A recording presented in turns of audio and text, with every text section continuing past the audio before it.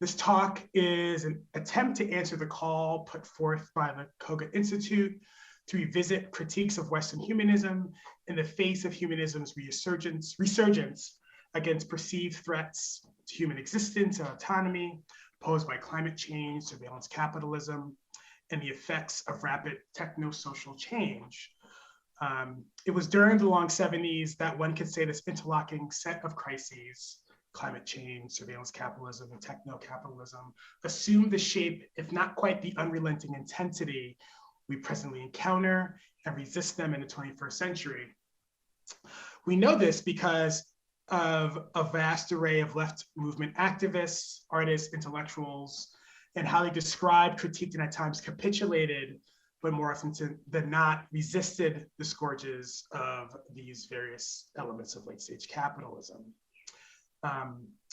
What I hope to do this afternoon is tease out our oft-neglected history from the long 70s, one that demonstrates how deeply Black intellectuals and activists were engaged with the political economic consequences of innovations in labor-saving technologies. I'm especially interested in the writings and activism of one particular figure, James Boggs, an autodidact, union organizer, and theorist of Black radicalism who was based in Detroit, Michigan from 1937 until his death in 1993. There's been a small revival of Boggs's work in the last decade or so, a little more than a decade. It began with the 2009 reprint of his most famous work, The American Revolution, pages from a Negro writer's notebook, which was originally published in 1963, as well as the approaching centennial of his longtime partner, Grace Lee Boggs, who was from Providence, who published The Next American Revolution, amongst many, many other things. Sustainable Activism for the 21st Century in 2011. The title of Grace Boggs's final work echoed the title of Boggs's first work and brought a renewed attention to the legacies of Black radical thought and Marxist praxis that emerged out of the labor union struggles in Detroit of the 1960s and 70s. In 2011, Grace Lee Boggs supplied the afterword to two important publications, Stephen Ward's Pages from Black Radicals Notebook, a James Boggs reader, which contained the American Revolution and many of Boggs's other works, including occasional essays and speeches, as well as a special issue of Souls, edited by Matthew Burkhold, which focused on Boggs and the legacy of the American Revolution. And there's plenty of other scholars now working and using Boggs in more recent scholarship as well, some of whom I'll cite in my remarks. Recent interest in Boggs has come in a moment when scholars and activists are re-engaging with those known and not so well-known figures of the North American and Caribbean Black radical tradition. Boggs does not have the same renewed recognition of someone like Cedric Robinson or enjoy the enduring significance of Angela Davis. However, I believe the connections Boggs makes in the 1960s between race and automation set him apart, at least initially, from his Black radical contemporaries. More importantly, they have clear resonance with our attempts in the 21st century to simultaneously theorize and struggle against a range of death-dealing human-made crises tied to techno-capitalist growth, as well as properly historicize our understanding of racial capitalism. In the 21st century, automation has become an umbrella term that encompasses a range of material and political economic changes to industrial labor, the service economy, and consumer electronics. It is often embodied in the fear of robots that will someday, if not already, replace or perhaps kill us, or both. Or the smart devices that automate and surveil our domestic routines.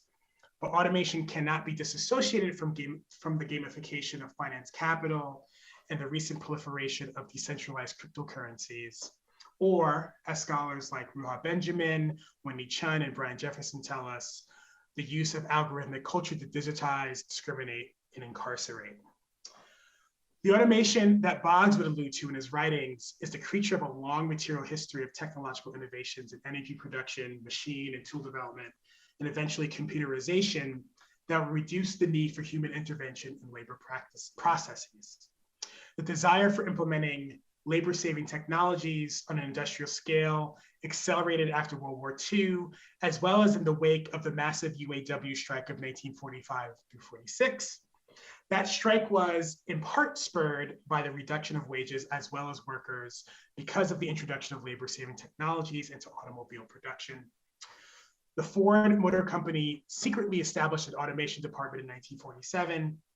As Jason Smith tells us, Ford's understanding of automation was not necessarily rooted in computerized control, but the continued introduction of electromechanical, pneumatic, and hydraulic devices into factory production.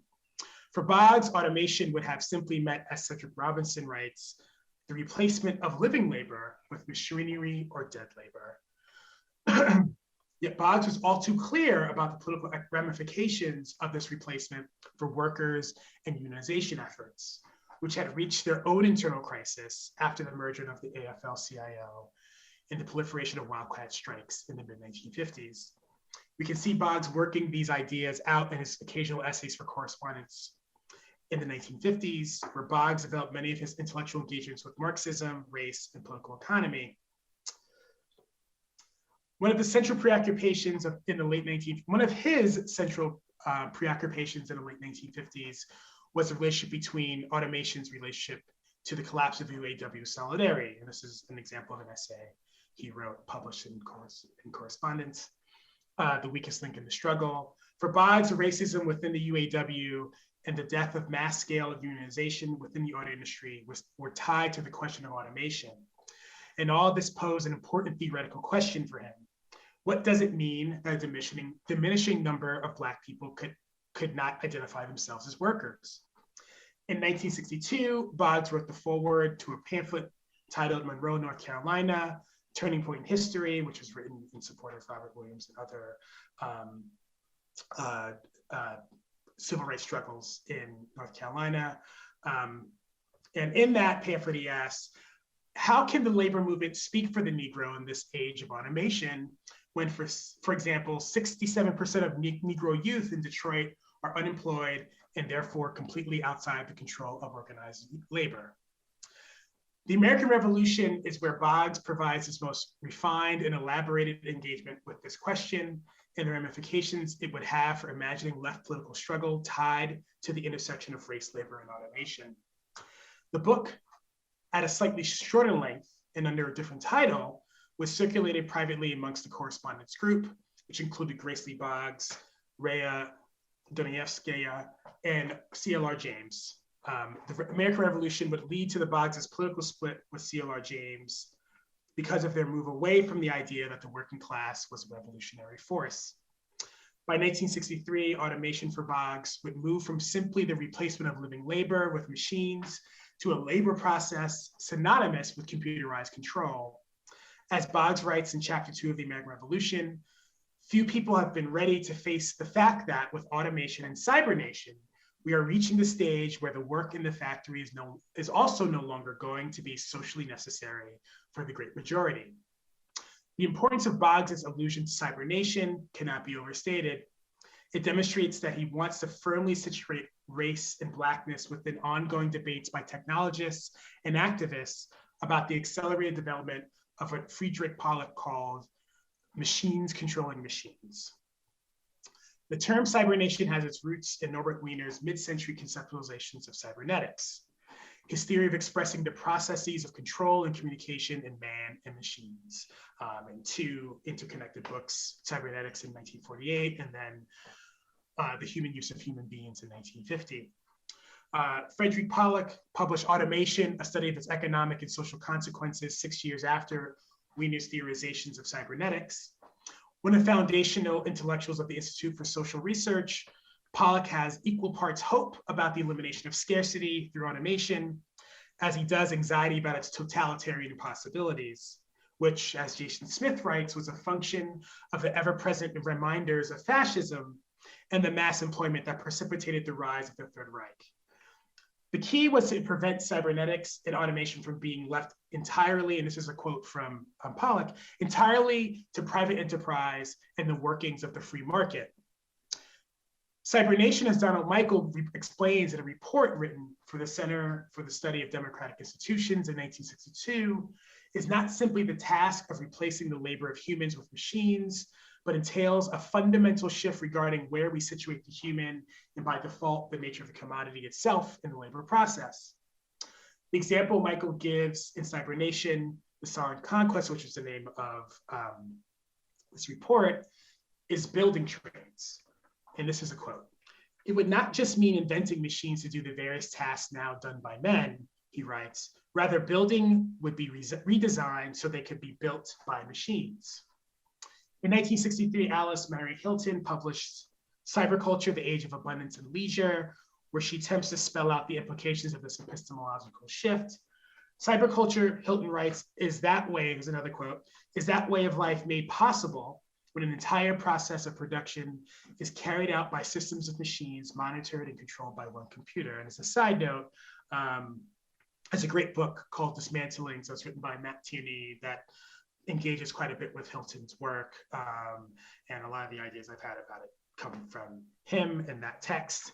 So cyberculture had both left progressive political possibilities as well as totalitarian ones, tied again to the possibilities of mass employment and usurpation of technology by the free market. One of the most important activist documents to adopt the term cybernation was a 1964 co-authored memorandum sent to Lyndon B. Johnson called the Triple Revolution, to which James BOGGS was one of, I think, 50 or so signatories to it. It warned of the implications of cybernation and automation on civil society, militarization, and the achievement of universal human rights. The memorandum, amongst other concerns, explicitly highlights race, stating on the first page that Negroes would be the hardest hit of the many groups being exiled from the economy by cybernation. In fact, despite the document writers' collective interests in war and human rights, the Triple Revolution was primarily focused on the socio-political implication of cybernated industrial scale work and labor. It is this document, the Triple Revolution, that is a source of revolution that Dr. Martin Luther King Jr. identifies in the 1968 version of his speech, Remaining Awake Through a Great Revolution. I'm sure many of you know King gave this talk, I think, for over a decade and was always tweaking it. And it's, this is one kind of mark of his revisions was the inclusion of the Triple Revolution discourse into it. If we use BOGGS' The American Revolution as our point of departure to read both forward into our present as well backward into the emergence of cybernetic discourse, it reveals an alternative genealogy for thinking about cybernation, as well as what Hilton calls cyberculture. Race and Blackness are kind of ontology, kind of invoke Derrida here, to the cybercultural that we can read into Wiener, Hilton, and Michael. In Hilton's Cyberculture, The Age of Abundance and Leisure, she cannot help draw a connection to slavery, albeit she doesn't give a historical reference to what slavery is. It's kind of an abstract concept, which, quote, freed some men from the need of labor to labor in order to sustain life. The cybernated slaves of the 20th century labor under the efficient direction of computing machines. Later, she draws a more direct relationship between machine and slave, writing that, quote, any machine supplies the economic equivalent of slave labor. A human being who competes with the machine for an unhuman job must accept the conditions of slave labor. The specter of race appears at the very beginning of Michael's Cybernation, The Silent Conquest, when he remarks on the disproportionate impact cybernation would have on employment opportunities for Negroes. If accompanied by ineffectual reemployment methods, Michael writes, it may well produce a situation that will increase disenchantment abroad and encourage discontent and violence here. As Louis Trudet-Soquet suggests, the intersection of Blackness, race, and autonomy and machine has deep roots in both utopic and dystopic technological visions of the West. In The Sound of Culture, he writes, it is no accident that questions of whether or not slaves had souls and could think, had intelligence, or were mimics continue to be guiding questions in how technology has been framed from the 18th century to artificial intelligence and Japanese robotics, I'm sorry. Wiener's description of slaves and the human use of human beings as machines of flesh and blood maps onto Hilton's ability to slide between the cybernated and the enslaved.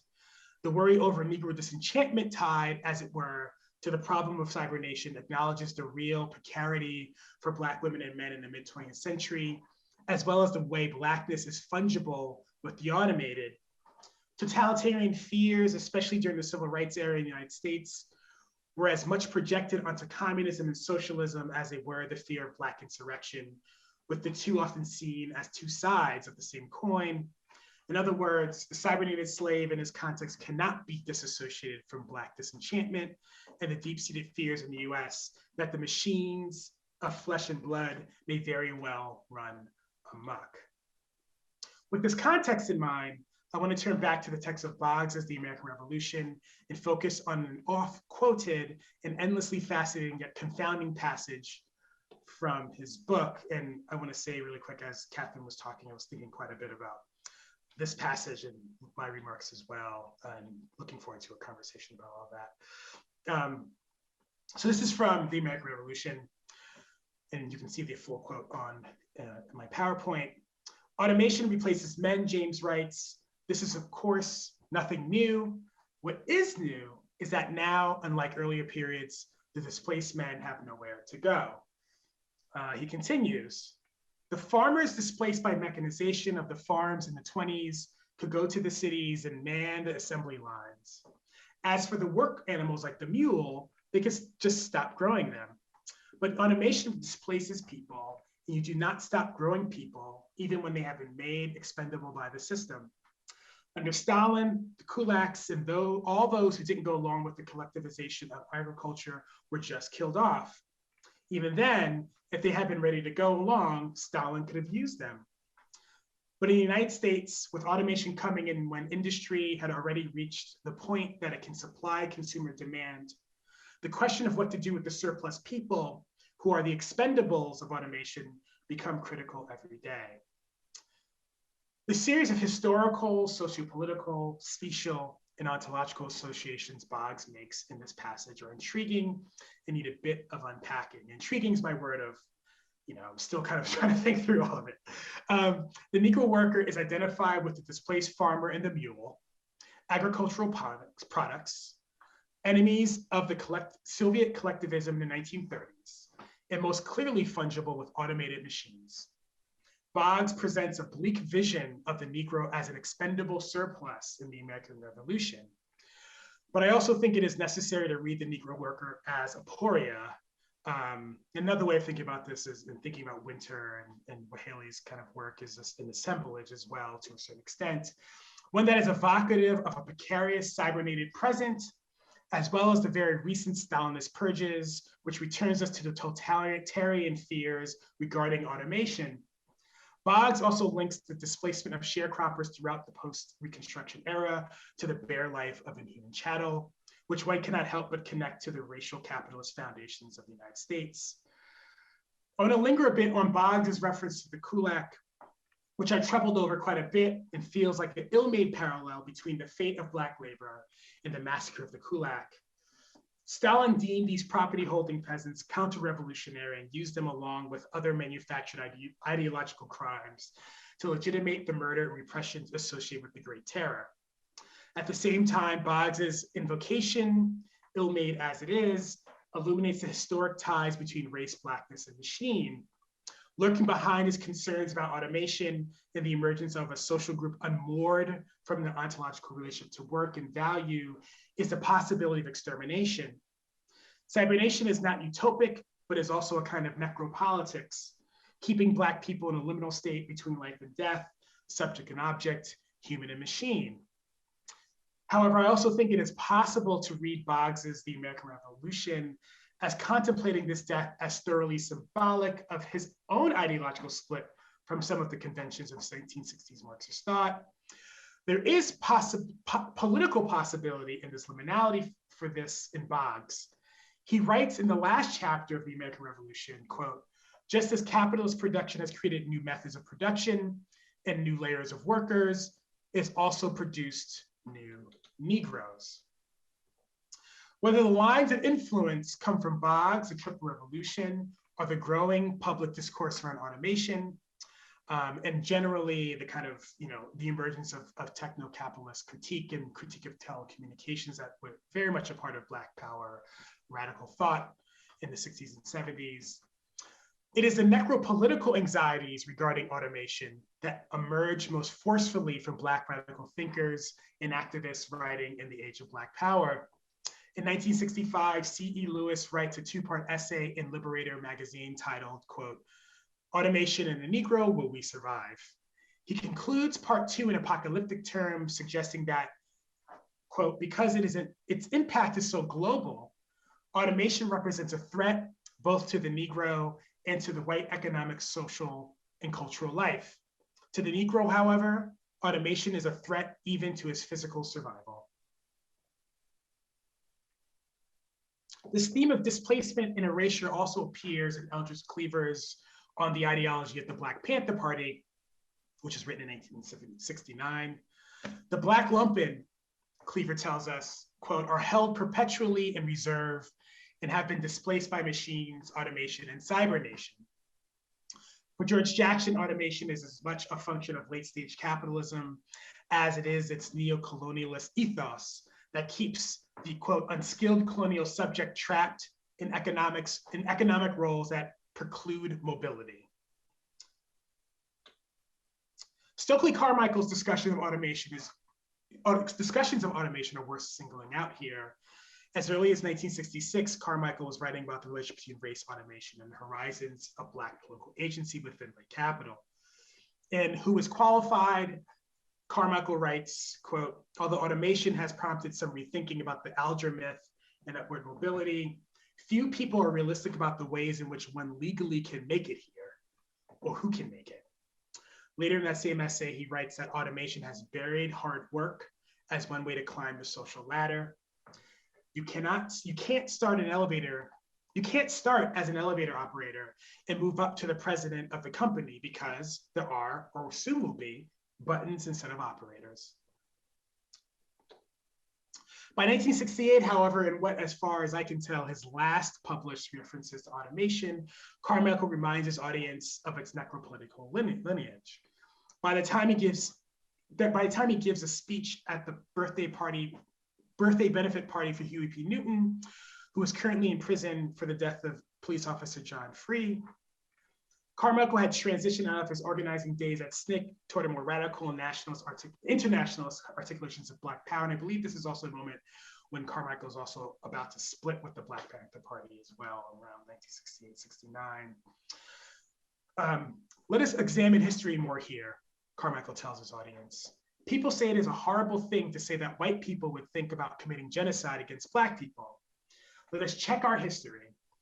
It is a fact that we built this country, nobody else. When this country started, economically, it was an agricultural country. The cash crop on the world market was cotton. We picked the cotton. We fought in the wars of this country. We built this country.